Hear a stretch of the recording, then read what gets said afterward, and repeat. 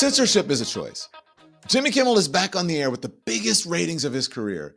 Disney now licking its wounds, and Trump, for once, he's the one looking small right now. Walking out to a thunderous standing ovation overnight, Jimmy Kimmel returning to late night TV after a week off the air. Thank you. Anyway, as I was saying before I was interrupted. But it did not have to go this way at all. When Disney pulled Kimmel after Trump's FCC chair attacked him, it wasn't strength. It wasn't strategy. I mean, let's be honest, it was fear.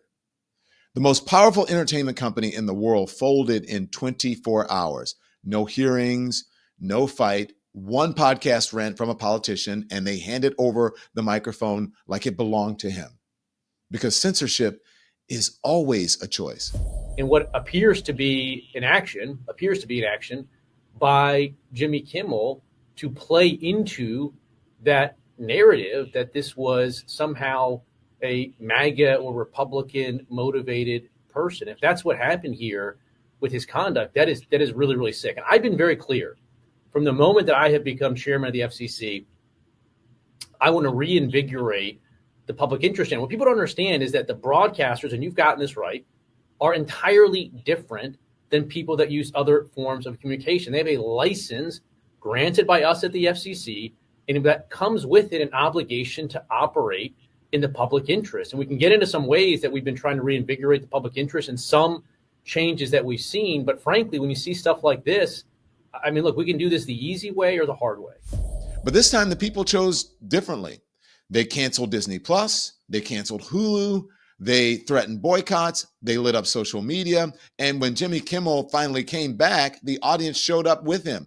Monster ratings, that's what the trades call them. All right, the breaking news, Jimmy Kimmel.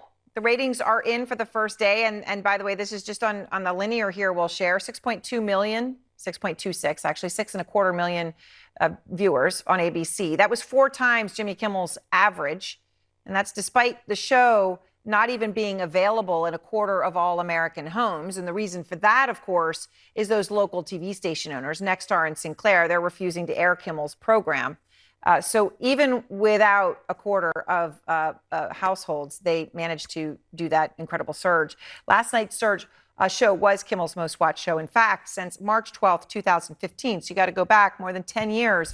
Viewers turned his return into an event, into a verdict, a reminder that free expression isn't just a principle, it's the product. And corporate media has been failing that product all year.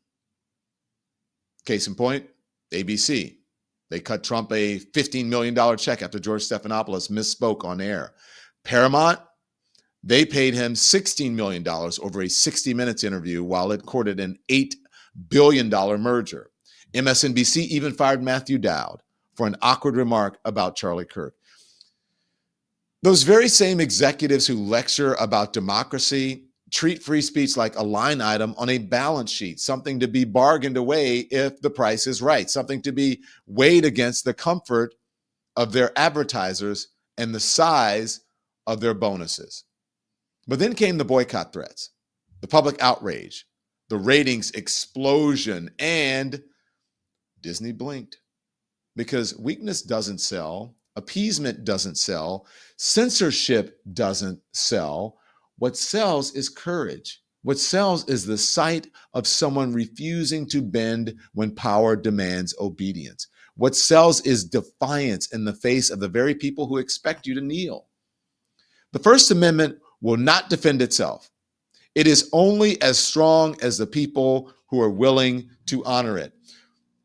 For far too long, corporate media has chosen silence over principle, access over accountability, Trump over truth.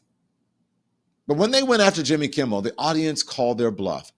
They reminded the networks that free speech is not a brand asset. It's not a PR strategy. It's not theirs to sell or surrender. And for once, the audience won.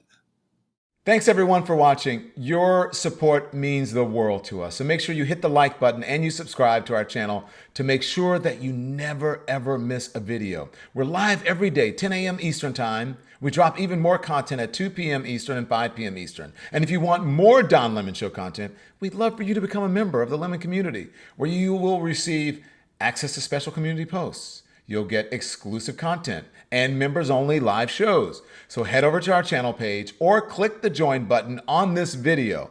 Again, thank you for watching. We appreciate your love and your support, and we will see you next time.